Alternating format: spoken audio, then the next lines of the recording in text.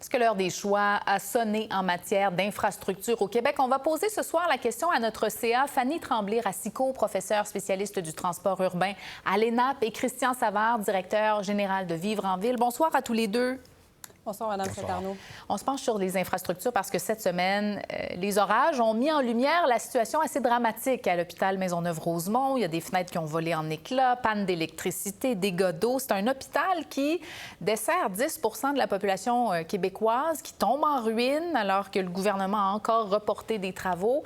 Je me tourne vers vous d'abord, M. Savard. Est-ce qu'on est dans une situation d'urgence? Pour Maisonneuve-Rosemont, on est dans une situation d'urgence. Je pense que la sonnette d'alarme est brisée tellement ça fait de fois que les intervenants autour de cet hôpital-là disent que c'est vétus, que l'hôpital ne tient plus. Et on a un beau cas patent de quand on n'entretient pas bien nos infrastructures, on se retrouve avec des problèmes. On se retrouve avec des problèmes qui ne devraient pas avoir lieu. Un hôpital en bon état devrait résister là, à la météo qu'il y a eu cette semaine, mais puisqu'il n'est pas en bon état, on s'est retrouvé avec la situation. Ça fait penser à la situation en 2006, lorsque le pont de la Concorde était tombé, où on avait eu 5 morts. Donc, on se retrouve 20 ans après un peu dans une situation semblable avec nos infrastructures. Mais vous avez un bon point, l'hôpital Maisonneuve-Rosemont, c'est pas le seul exemple, là, Fanny. Des écoles qui tombent en ruine, le réseau routier qui est dans un piètre état, on manque de logements. Au Québec, le déficit du maintien d'actifs a doublé depuis 2018. Comment on en est arrivé là? Bien, je pense qu'on a un peu perdu le nord en termes de priorité, là. Effectivement, le déficit de maintien d'actifs des infrastructures uniquement du gouvernement du Québec, donc les hôpitaux, les écoles, les routes, montent à 40 milliards de dollars.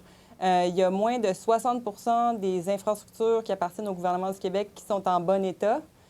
Puis ça ne compte pas non plus les infrastructures municipales. Donc, simplement les infrastructures municipales en eau, c'est un déficit d'infrastructures de maintien d'actifs qui est à 45 milliards de dollars. Puis là, bien, qu'est-ce qu'on voit dans les priorités? On priorise des projets comme le troisième lien d'augmentation de la capacité routière dont le besoin n'a pas été démontré. Il n'y a pas eu d'études d'opportunité. Puis quand on pense à un projet comme celui de la rénovation de l'hôpital Maisonneuve-Rosemont, qui est un projet qui est estimé à 2 milliards de dollars, bien là, on le met de côté. Donc, je pense qu'avant d'augmenter la capacité en infrastructure routière, il faudrait d'abord s'assurer que les infrastructures existantes soient en bon état. Puis quand on regarde, là, on essaie de débloquer de l'argent pour la phase 1 de la modernisation de l'hôpital Maisonneuve-Rosemont. Puis la phase 1, bien, c'est un stationnement de 85 millions de dollars. C'est ça. Donc, ça... Mais j'allais dire, il y a des sommes quand même qui sont promises. Vous savez, on n'arrête pas de nous dire on augmente les budgets pour le Programme québécois d'infrastructure, le fameux PQI. On va en mettre plus, on va corriger des situations. Pourquoi on ne les comble pas, ces retards-là? Monsieur Savard, je veux dire, il y a quand même des engagements, une volonté qui est mise de l'avant. Il y a une volonté et il y a une partie du problème qui ne provient pas 100 du gouvernement. Il faut quand même souligner qu'il va falloir faire plus d'investissements, faire des meilleurs choix, comme le disait Fanny. Mais toutefois, il y a vraiment une explosion des coûts depuis la pandémie. Je vais juste vous donner l'exemple du pont-tunnel Hippolyte-Lafontaine. En juillet 2020, on parlait d'un projet de 1 milliard. Aujourd'hui, on parle d'un projet de 3 milliards. Donc, en 6 ans, le projet a triplé de coûts. Ça, il y a une partie qui est liée là, à l'inflation, liée à la pandémie, et on a un peu perdu le contrôle. On ne pourra pas juste mettre de l'argent. Il va falloir trouver des moyens que ça coûte moins cher. Et on se rend compte, quand on regarde à l'international, que, de manière générale, dans le monde anglo-saxon, États-Unis, Canada, Australie, on a vraiment des problèmes au niveau de nos coûts.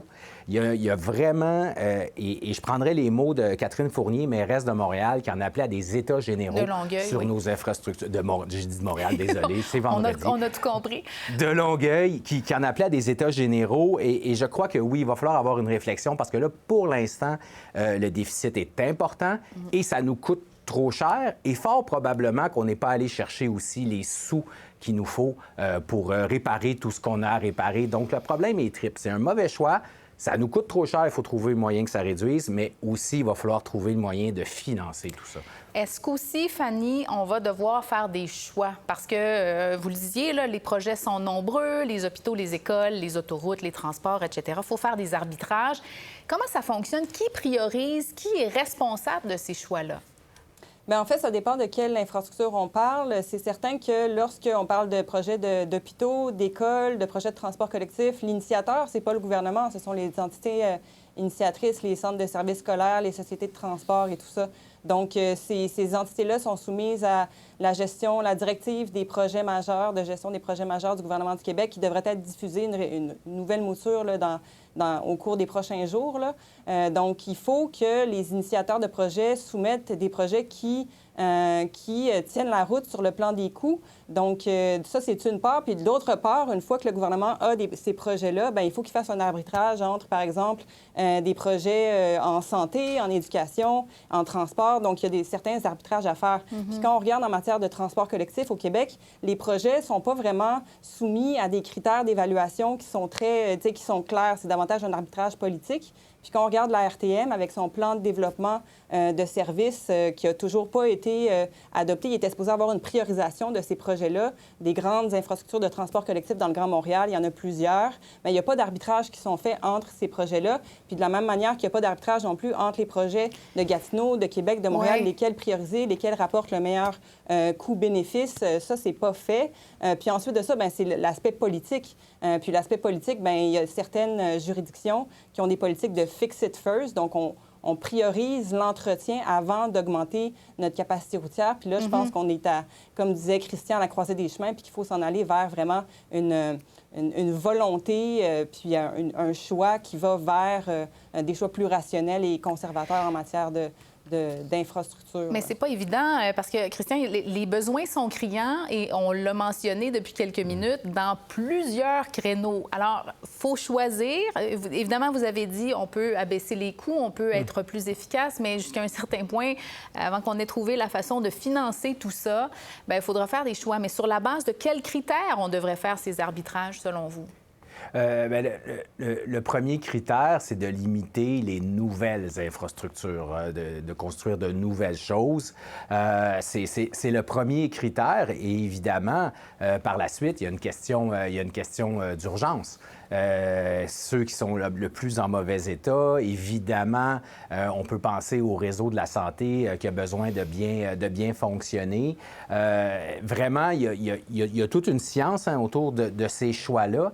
Et pour l'instant, la science qui est retenue, on l'a mentionné, il y a des choix politiques et aussi le fait que le gouvernement du Québec, on le sait, il y a eu une décote.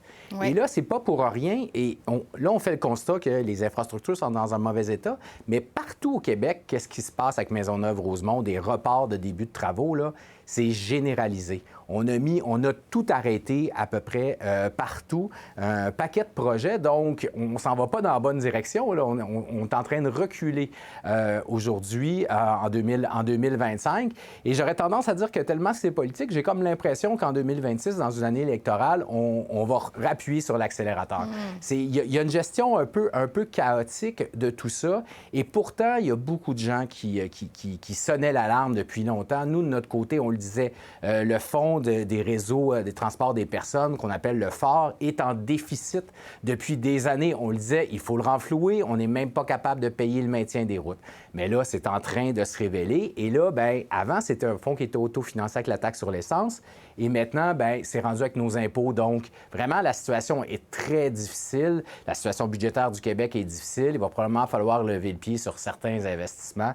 Et je dirais, le premier ministre disait qu'il cherchait 85 millions là, pour Maisonneuve-Rosemont. Bon, on vient de démarrer une étude à 46 millions pour le troisième lien. Voilà un bel exemple où est-ce qu'on pourrait trouver l'argent. Oui, ça, c'est intéressant, Fanny. Est-ce qu'on sort trop souvent, justement, le chéquier pour de grands projets? Vous le disiez tout à l'heure, là, très politique. Là, je pense au troisième lien, par exemple, comparativement à des projets pour lesquels les besoins sont criants, comme des besoins dans le secteur de la santé. Bien, je pense que oui, puis surtout qu'on ne respecte même pas nos propres directives des projets majeurs. Donc là, l'étude d'opportunité, elle n'a pas été faite, le besoin n'a pas été démontré, puis on va de l'avant quand même pour des raisons purement électoralistes. Donc, je pense qu'il y a un problème là. Puis du point de vue aussi du financement, du contrôle des coûts, c'est certain que là, il y a Mobilité Infra-Québec qui va être créé, va avoir le mandat de réaliser les infrastructures, possiblement en mode collaboratif, ce qui va permettre de réduire les risques, réduire les coûts. Donc, tu sais, il y a des solutions du point de vue de la réduction des coûts, mais Mobilité Infra-Québec n'aura pas le mandat de prioriser les projets. Donc, ce problème-là reste entier. Puis aussi tout l'aspect du financement créatif des infrastructures, que ce soit la captation de la plus-value foncière qui n'est pas permise au Québec. On a le développement immobilier conjoint aussi maintenant qui est permis, qui n'est pas encore réalisé par les sociétés de transport, mais ça s'en vient. Donc ça, c'est aussi une autre possibilité. Donc la taxe kilométrique qui n'est pas implantée justement pour pallier le déficit du fort. Donc il va falloir il y penser, a des là. solutions, sauf qu'elles ne sont pas déployées, disons. Il va falloir effectivement penser à d'autres façons de financer tous ces projets parce que les besoins sont effectivement criants. Merci d'avoir fait le tour avec nous, à tous les deux. Bonne fin de semaine. Je vous en Merci prie. à vous. Pour voir nos émissions en entier, rendez-vous sur la chaîne Ici RDI.